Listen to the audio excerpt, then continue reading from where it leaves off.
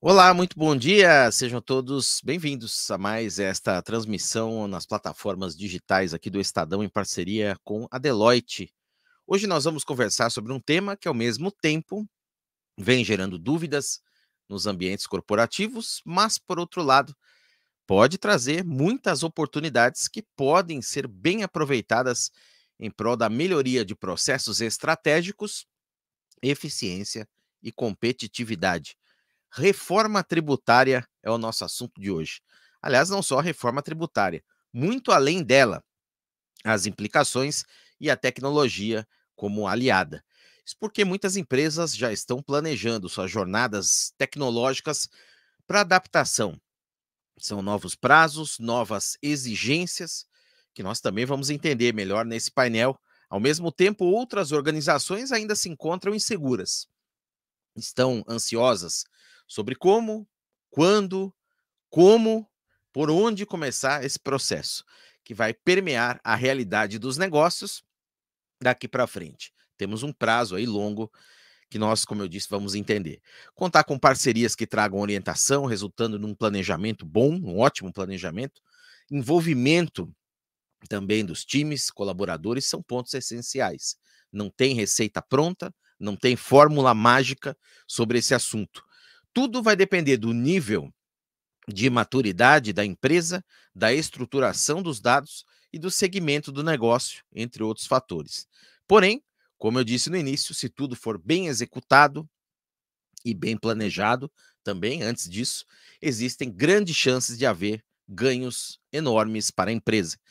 Para conversar então sobre esse assunto, muito além da reforma tributária, implicações e a tecnologia como aliada, eu recebo hoje aqui os nossos convidados, a Tatiane Piscitelli, ela que é professora da FGV, Carolina Verginelli, sócia de consultoria tributária da Deloitte, e também comigo está o Paulo Guiné, o Paulo que é líder de desenvolvimento de negócios da Oracle. Sejam todos muito bem-vindos, bem-vindos também vocês que acompanham essa transmissão especial aqui pelo Estadão. E eu começo passando a palavra para a Tatiane, que vai compartilhar no início desse nosso bate-papo, para que a gente possa entender muito bem cenários, prazos, os principais pontos da reforma tributária que foi aprovada no Congresso Nacional em dezembro do ano passado e quais serão, inclusive, os prazos aí de implementação, inclusive no sentido de leis complementares, tem algumas delas que ainda devem ser aprovadas para regulamentar todo esse assunto. Tatiane, bom dia, a palavra é sua, seja bem-vinda. Muito bom dia, Daniel. Muito obrigada, é um prazer estar aqui com a Carolina e com o Paulo e também com você. Muito rapidamente, então, apenas para situar, né, o nosso espectador, nossa espectadora, essa reforma tributária que foi aprovada, na verdade, ela propôs um novo modelo de tributação do consumo no Brasil, basicamente. Há algumas alterações sobre tributação da propriedade, mas o nosso foco aqui é consumo, porque essa é a grande mudança. E aí, nesse sentido, a gente vai ter a extinção de dois impostos importantes sobre o consumo, que são o ICMS e o ISS. Esses impostos serão substituídos pelo IBS, que é o Imposto sobre Bens e Serviços, e também a extinção das contribuições, das principais contribuições para o financiamento da Seguridade Social, que são PIS e COFINS, que serão substituídas pela CBS, que é a Contribuição sobre Bens e Serviços. Para além disso, há também a expectativa de substituição do IPI pelo imposto seletivo. Então, a gente tem uma reconfiguração da tributação sobre o consumo no Brasil que leva em conta dois pilares fundamentais.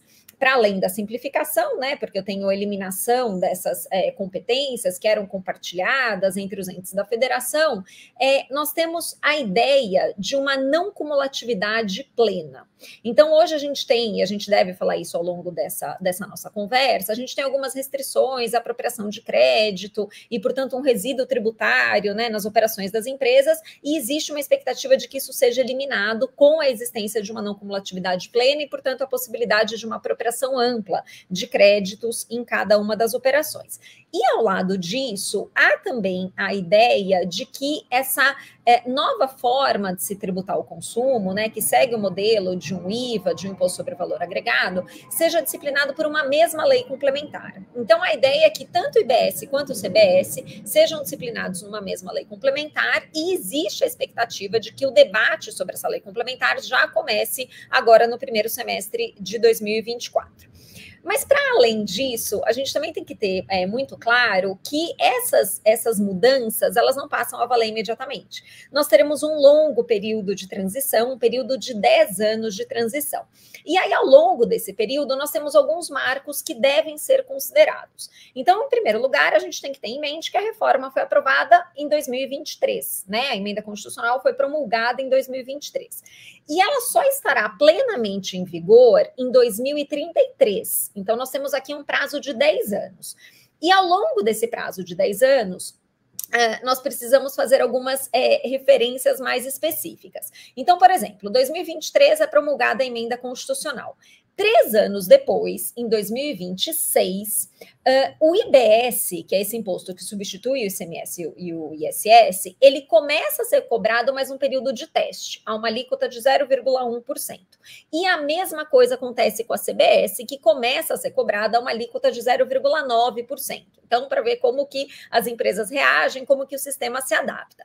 No ano seguinte, 2027, a CBS já é implementada e PIS/COFINS são extintos. Também no mesmo ano, o imposto seletivo que irá substituir o IPI também será implementado. Mas tudo isso dependendo de lei complementar. A gente precisa que a lei complementar efetivamente venha. Em 2029, né? Então a gente tem 23, 26, 27 e agora 2029, nós teremos uma redução progressiva das alíquotas do ICMS e do ISS, com um aumento escalonado do IBS, que é esse imposto que vai substituir esses outros dois. E aí, finalmente, em 2033, o IBS está plenamente implementado e o ICMS e o ISS serão extintos. Para deixar mais clara essa transição, né, e essa sequência de anos, nós temos aqui um gráfico que foi elaborado pela Deloitte, que nós vamos exibir para que todos possam entender, né, de forma mais didática esse período de transição. Então, vejam, né, os marcos que eu mencionei: 2023, criação; 2026, o teste; 2027, CBS implementada, PIS/COFINS extintos; 2029, começa a redução progressiva do ICMS e ISS com o respectivo aumento do IBS, e finalmente 2033, a reforma tributária plenamente implementada, se a gente não tiver nenhuma prorrogação desses prazos. Muito bem. Carolina, bom, como a gente ouviu aí, são muitos pontos, são muitos prazos, são muitas nuances e são pontos de atenção, claro, para os negócios, assim como as preocupações que já estão em alta em muitas organizações de que é necessário iniciar o mais rapidamente possível essa jornada de alterações estratégicas que vão ser certamente necessárias em muitos casos, como a Tatiane explicou muito bem aí, né? Muitos prazos e muitas coisas a se cumprir. Claro que existem empresas de diferentes perfis, mas em linhas gerais, quais os primeiros passos que a gente tem que se preocupar aqui em tecnologia, em recursos humanos, em adaptações de processos, enfim, por onde começar tudo isso, Carolina? Bom dia, bem-vinda. Bom dia, Daniel. Obrigada aí pelo convite. É um prazer estar com você, com a Tatiane, com o Paulo. E é um prazer estar discutindo um tema tão importante, não só para nós tributaristas, mas importante para o Brasil, né? A reforma, ela é esperada aí por décadas, né? E finalmente ela saiu. E eu acho que o tema dessa nossa conversa de hoje, muito além da reforma tributária, é um tema super apropriado, porque essa é uma mudança que ela não vai trazer apenas mudanças no cálculo, na apuração dos tributos, no pagamento dos tributos e na entrega de obrigações acessórias. É uma mudança de um sistema tributário atual para um sistema tributário futuro completamente diferente, como a Tatiane bem trouxe, com prerrogativas e características completamente diferentes. A gente parte de um sistema tributário bastante complexo, com muitas exceções. Basicamente, a gente tem um sistema tributário que cada setor tem uma exceção diferente, uma base de cálculo, uma isenção, uma redução de base de cálculo, enfim, incentivos, para um sistema mais padrão, fazendo com que o Brasil se aproxime de um IVA moderno, como a Tatiane comentou, né? Então a gente tem uma quebra bastante importante de paradigma. E isso faz com que as empresas tenham muitas avaliações para serem feitas antes de começar essa implementação de regras tributárias, né? Então, por isso, muito além da reforma tributária. Então, trazendo alguns pontos importantes aqui, o que as empresas conseguem já começar a refletir e fazer, mesmo antes da gente ter leis complementares votadas aí pelo Congresso, discutidas, que vão trazer um descritivo maior de como vai funcionar esse novo sistema.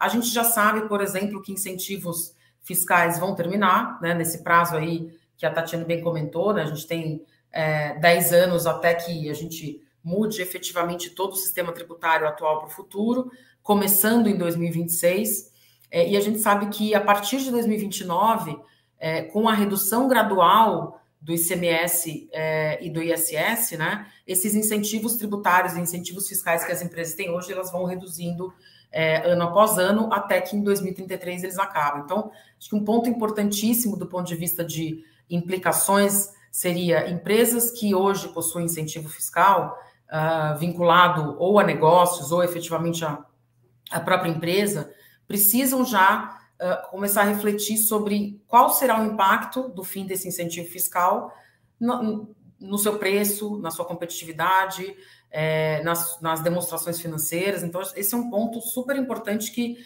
já deveria ser avaliado a partir de agora. Afinal de contas, as empresas todo ano aí fazem seus planejamentos estratégicos de curto, médio e longo prazo, e esse ingrediente, reforma tributária, ele é um ingrediente importantíssimo na reflexão de planejamento estratégico. Outro ponto extremamente importante é a avaliação da malha logística das empresas. Se a gente pensa no sistema tributário atual, hoje, com o ICMS sendo um tributo estadual, com muitas exceções e muitas regulamentações distintas, a gente, quando vai avaliar a malha logística, né, a logística de uma empresa, a gente percebe que eu não posso fazer uma avaliação logística separada do tributário. Esses projetos de malha hoje são completamente um é intrínseco ao outro, né? Eu não posso fazer uma avaliação logística sem avaliar o tributário, não posso avaliar uma mudança tributária sem avaliar a logística. Com o sistema futuro desse IVA moderno e que deveria trazer como princípio a neutralidade tributária, que seria o quê? Os tributos não podem afetar a competitividade das empresas. Esse é um princípio básico desse texto, dessa reforma tributária, neutralidade. Faz com que as empresas precisem, de alguma maneira, começar a repensar a sua logística. Será que o local onde eu coloquei os meus CDs hoje faz sentido quando houvesse remanejamento de incentivos, esse fim de incentivos? Né? Será que faz sentido? Então, essas reflexões precisam começar a ser feitas hoje, né? Porque elas terão implicações, como eu comentei, em competitividade, em preço, em bottom line nas empresas. E acho que também reflexões do tipo como que eu vou entregar essas obrigações e calcular essas obrigações acessórias, eu vou fazer tudo dentro de casa, eu vou implementar um sistema novo, time para o período de transição. Como a Tatiane bem comentou, a gente tem 7 anos de uma transição onde as empresas terão que recolher o sistema atual, calcular, apurar, pagar, entregar a obrigação acessória e o futuro. Então, a gente vai ter 2 sistemas tributários aí correndo ao mesmo tempo, o que trará uma complexidade nesse período de transição. Então, eu trouxe alguns exemplos, né, de reflexões e implicações que as empresas poderão ter para que essas implicações e reflexões sejam feitas a partir de agora. Muito bem, é um trabalho grande e como a Carolina muito bem comentou. E passando a palavra então para o Paulo. Paulo, vamos trazer um tema aqui que está super em alta aí no mundo dos negócios, que é a inteligência artificial. Você contar com tecnologia de dados, análise de dados e o auxílio de inteligência artificial é fundamental para que as empresas nesse processo, né, moldem todas as suas jornadas aí, as novas exigências, seus modelos, as exigências e prazos exigidos aí pela reforma. Quais que são os principais desafios, na sua opinião, Paulo, barreiras a vencer antes ainda de se pensar, por exemplo, na aquisição de nuvem, novos equipamentos, novos sistemas para trabalhar tudo isso da maneira como deve ser feito? Bom dia e bem-vindo, Paulo. Bom dia, fundamental. Bom, prazer estar aqui. já prova que a transformação ou a reforma tributária traz um viés ou uma visão importante para a transformação digital. O fato de a gente estar discutindo aqui com a professora doutora Tatiane, com a executiva da Deloitte, Carolina, a gente com essa visibilidade, com essa participação que a gente está, agradecendo aí ao convite em nome da Oracle, né, para estar participando desse debate, desse bate-papo. A gente está vendo aqui a audiência, né, bem interessada, aqui os comentários nos chats e tudo. Então, falando um pouquinho desse ponto, eu quero trazer um contexto inicial que a própria professora comentou, né, a Carolina comentou sobre prazo, sobre transformação, sobre vantagem competitiva. Então, antes de a gente falar de adoção da tecnologia e onde a inteligência artificial terá o seu papel extremamente importante nesse processo, a gente tem que entender, por exemplo, alguns pilares, a transformação organizacional que propõe ou que inevitavelmente será trazida com a reforma tributária. Por exemplo, a gente olhando para o departamento tributário, olhando para a equipe tributária, ela será cada vez mais parceira, cada vez mais estratégica, cada vez mais próxima da área financeira, se reposicionando para suportar, inclusive, essa visão que a própria Carolina comentou. Qual a decisão nesse modelo estratégico? Qual a decisão que eu tomo? Não existe uma receita mágica, não existe uma contratação que a gente implemente um projeto e para todas as empresas, para setores iguais, a gente tenha um modelo de implementação. Inevitavelmente, o que a gente vai ter, pela dimensão do país, pela complexidade dos negócios que a gente tem em relação ao nosso modelo macroeconômico, político, estratégico, nós temos que perceber isso. Então, por exemplo, a própria área tributária, o avanço tecnológico, como, por exemplo, o split payment, vão fazer com que a área tributária ela saia dessa visão de apuração para uma visão de conciliação, para uma visão muito mais estratégica, para que ela possa apoiar. E é inevitável que, por exemplo, a inteligência artificial, os processos generativos, os processos internos ou já incluídos nos modelos de tecnologia adotados para, por exemplo, reorganizar uma logística, reorganizar uma inteligência de transportes, para trazer essa vantagem competitiva que a gente comentou, que a Carolina comentou, elas fazem parte da tomada de decisão. Então, um pouco do que você perguntou, aonde a inteligência artificial vai fazer diferença? Ela vai fazer diferença porque, sim, nós vamos ter um investimento imenso em horas, em trabalho, em análise, em decisões estratégicas. Se a gente não souber dividir muito bem onde cada um deles estará fazendo o seu papel, como, por exemplo, o que a inteligência artificial vai ter que trazer para diminuir o encargo transacional, operacional, deixar com que a equipe tenha as suas atividades adequadas para a tomada de decisão, incluir a transformação e diminuir exposição a erros, por exemplo, porque a gente vai ter sobreposições, a gente vai ter durante muito tempo dois modelos sendo executados, teremos que simular situações, né? Em muitos modelos nós vamos ter que simular situações que ainda não estarão muito bem definidas, que poderão receber alterações, né? Então a gente vai ter que simular cenários, então é importante isso, é importante uma camada analítica que muitas vezes a gente usa soluções não muito bem estruturadas e que demandam exportações, demandam uma gestão de dados, então a gente tem que trabalhar efetivamente levando em consideração a tecnologia, levando em consideração sócios estratégicos cada vez mais especializados.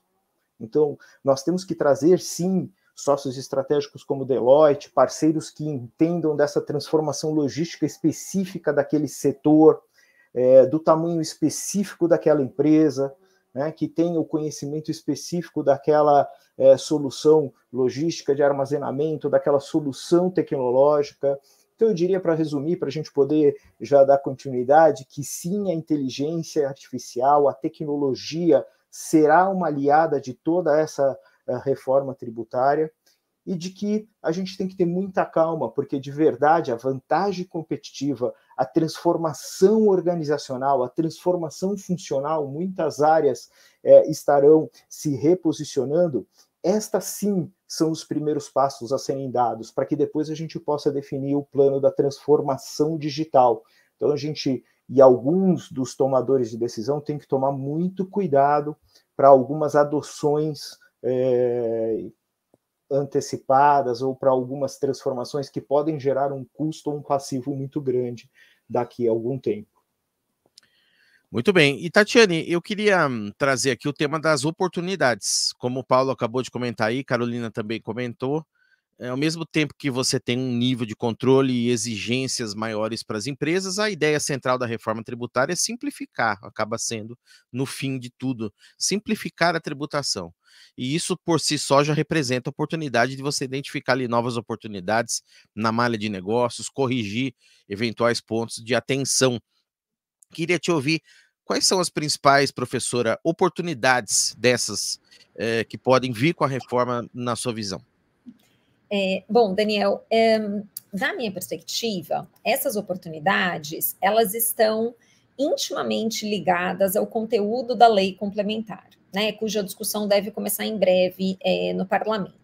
E por quê? Porque um exemplo que pode ser dado nesse sentido se refere ao princípio da não cumulatividade. Então, como a Carolina mencionou, a ideia desta reforma é que ela torne a tributação sobre o consumo efetivamente neutra e que, portanto, ela não seja capaz de influenciar no modelo de negócios, porque o tributo ele simplesmente vai fluir pela cadeia, sem que ele seja acumulado, né, ao longo da operação ou que represente um custo adicional pela empresa, seguindo, então, a lógica dos impostos sobre valor agregado no mundo.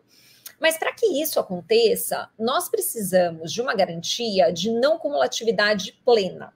Isso significa que a lei complementar, ela deve assegurar o direito a crédito toda ocasião que houver aquisição de mercadorias, de insumos ou de quaisquer outros elementos necessários àquela atividade, ainda que, quando eu digo necessário, eu não esteja querendo fazer referência a uma essencialidade, como se foi estabelecido no caso da não cumulatividade do PIS e da COFINS. A ideia é que essa apropriação de crédito ela seja ainda mais ampla, de modo a garantir que não haja nenhum resíduo tributário por ocasião da circulação de mercadorias ou da prestação de serviços. Mas o texto constitucional em si, ele, a despeito de mencionar a não cumulatividade plena, ele também tem alguma margem, né, para essa restrição da apropriação de créditos. Esse ponto, ele é muito relevante para os negócios e para o impacto mesmo que a reforma tributária pode ter, porque se ela de fato for, ela garantir essa apropriação ampla de créditos, ela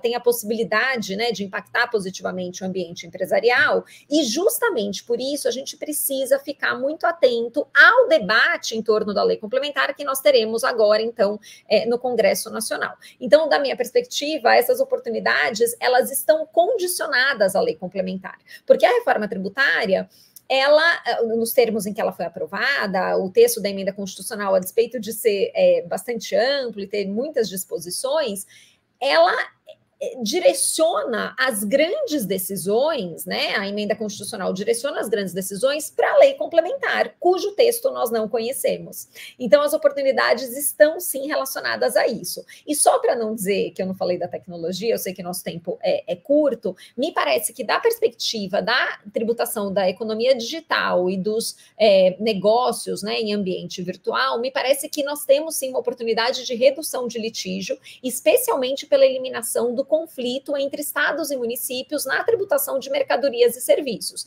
Essa pode ser uma grande oportunidade para essas empresas que vão eliminar o contencioso, desde que a gente não tenha na lei complementar uma definição muito estrita de serviço e desde que, de fato, né, as premissas que estão na emenda constitucional, desde que elas sejam efetivamente contempladas e seguidas agora, nesse momento de discussão da disciplina no nosso parlamento.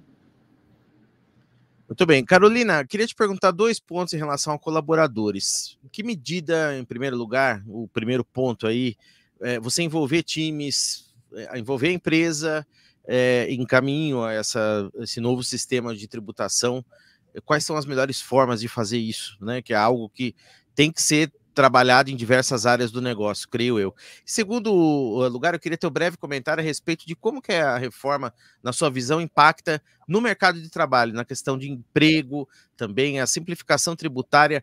Isso vai, de alguma maneira, incentivar a geração de emprego ou não, e como que as preocupações de que o Brasil terá ou não, aí se fala um dos maiores IVAs do mundo, devem impactar também nisso. Legal, acho que perguntas super importantes. Então, indo para a primeira, como as empresas deveriam envolver seus funcionários, enfim, das diferentes áreas. De novo, muito além da reforma tributária, a gente não está falando simplesmente de parametrização de um sistema para configuração de novas regras fiscais, é muito mais que isso, né? A gente, como eu já comentei, vai ter impactos aí em malha, obviamente, todo o time logístico precisa estar envolvido nessas decisões. Impacto em preço, formação de preço de venda, super importante, com o fim dos incentivos, mudanças de um sistema tributário muito mais, pelo texto constitucional, mais simples, né? E como a Tatiane comentou, um sistema em que os impostos eles vão passando na cadeia através da sistemática de créditos e débitos, né? Pela não cumulatividade plena. Então, o time de pricing super importante. Compras também, estive conversando aí com times de compras e empresas para que entendam os reflexos da mudança tributária entre a diferença entre preço e custo. Não necessariamente eu pagar um preço menor significa um custo menor, né? Se eu tiver o crédito integral dos tributos que incidiram naquele produto ou naquele serviço, o custo pode ser menor. Então, a formação de preço para compras também é importante, os times de compras, de procurement, têm que estar envolvidos. Contabilidade, custeio, super importante. Então, vejam que a gente tem aí a necessidade de envolvimento praticamente da empresa como um todo, né? E se a gente fala de unidades de negócios, para empresas que possuem várias unidades de negócios, os diretores dessas unidades de negócios precisam estar envolvidos para conseguirem integrar e incluir os reflexos da reforma tributária na sua estratégia, né, de curto, médio e longo prazo. Então, é um projeto, vamos chamar assim, é uma avaliação desde a fase 0, que é a fase onde a gente está sem lei complementar, mas já com avaliações importantes das empresas, com envolvimento eu diria, de CEO, CFO, né, todo o C-level envolvido, não só os profissionais e o head de tax, mas toda a empresa envolvida. Sua segunda pergunta com relação a impactos da reforma em mercado de trabalho, e talvez isso seja algo que a gente vá realmente colher no futuro, né? Mas alguns insights talvez que a gente possa dar com relação a isso. Hoje, se a gente pensar no sistema tributário atual, o tax compliance, ou seja, o trabalho do time tributário para apurar os tributos, calcular os tributos, pagar, informar obrigações acessórias para o governo e acompanhar notificações, fiscalizações e contencioso, né, tributário, é um trabalho enorme. A Tatiane bem comentou, né, o sistema tributário atual ele é tão complexo que a gente tem discussões de A a zinco, né, discussões do tipo conflito de competência, eu pago ICMS ou eu pago ISS? Eu tomo crédito desse serviço ou não tomo? Então, são tantas discussões que fazem com que o tempo gasto pelo time tributário e pelas empresas com o compliance tributário é enorme. A Deloitte fez uma pesquisa e atualiza todo ano, que chama Tax do Amanhã, e a gente entrevista empresas de pequeno, médio e grande porte, e a gente chegou a um valor de tempo gasto com compliance tributário de até 34 mil horas ano. É muito, né? É um tempo bastante extenso gasto com compliance. A gente não está falando da estratégia tributária, a gente está falando para que a empresa seja capaz de calcular, apurar, pagar o imposto, entregar a obrigação acessória e acompanhar o contencioso disso se ele vier. Com isso, essa reforma tributária que traz um sistema tributário mais lean, né, algo mais padrão, em que a gente vai ter uma legislação para tratar de CBS e IBS, uma não cumulatividade plena, ou seja, menos exceções e mais regra geral, faz com que a área tributária consiga ser mais estratégica. pensar no negócio, ser um business partner mesmo. O Paulo até comentou disso, a área tributária ajudando na estratégia da empresa e não a área tributária correndo para conseguir calcular e entregar tributo. Então, acho que a gente vai ver isso, né, como o que está sendo plantado aí em termos de reforma. É claro que, para finalizar minha fala, o período de transição vai ser complexo, vai ser um período onde as empresas vão continuar com o compliance atual, com toda essa demanda para calcular, pagar, recolher os tributos, entregar a obrigação acessória, mas a expectativa é que a partir de 2033, com a implementação integral do sistema tributário novo, que isso fique menos complexo. Muito bem. E, Paulo, para a gente concluir, eu queria que você contasse a sua visão de as melhores formas de as empresas de tecnologia. Claro que tem toda essa discussão que você colocou na sua fala anterior, inicial, mas as empresas estão aí criadas para mergulharem na realidade de cada cliente e partir-se para o desenho de uma ou mais soluções que melhor contemplem as mudanças tributárias em cada caso. Quais são as melhores formas? Como é que você espera que isso aconteça? Quais as melhores formas de fazer isso, Paulo? Daniel, e vou até fazer um comentário aqui, incluindo um pouco aqui sobre o que a Carolina estava comentando sobre gestão de pessoas e tudo mais, e a gente fala muito sobre inteligência artificial, sobre essa procura de qual vai ser o próximo perfil, né? E a gente falou um pouco sobre essa transição, sobre esse volume de trabalho. A gente escuta muito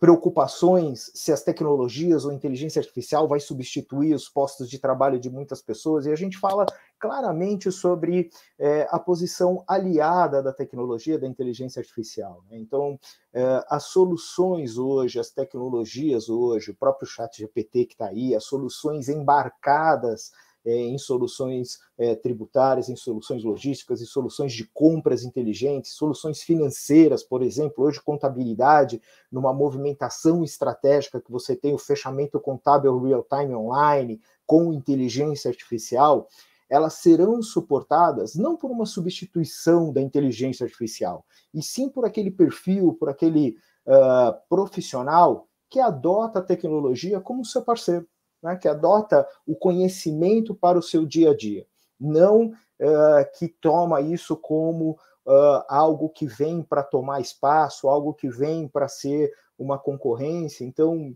buscar esses fóruns, buscar esses conhecimentos, as próprias empresas permitir que esse conhecimento venha aportar uma facilidade neste momento de transição, diminuindo o risco, diminuindo o trabalho operacional, para que depois, quando a gente chegar no momento realmente de um modelo tributário adequado, mais simplificado, a inteligência artificial ou a tecnologia possa trazer essa evolução funcional, né? Possa realmente colocar uma contabilidade estratégica, um tributário estratégico, compras inteligentes, as áreas interconectadas, e a gente dá um salto realmente na estratégia.